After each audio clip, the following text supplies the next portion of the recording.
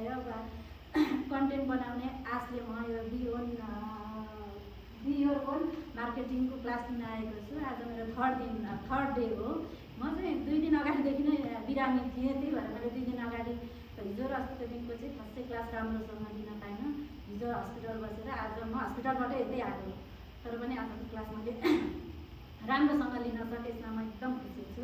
र आजको क्लासमा मलाई यति धेरै सहयोग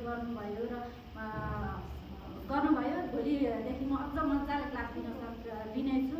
हिजो र अस्तिको दिनलाई पनि म इम्प्रुभ गर्नेछु भन्ने आश लिएको छु।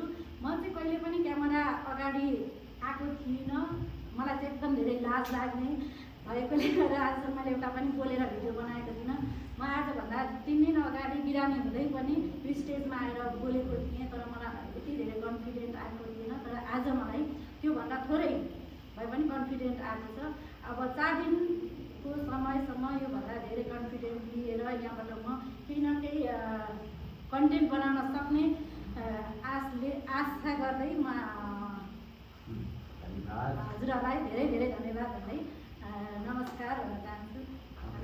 त्यो क्यामेरामा हेर्ने एकछिन गुड, धन्यवाद भन्नुहोस्, थ्याङ्क यू भन्नुहोस्। धन्यवाद, thank you. Good, well done.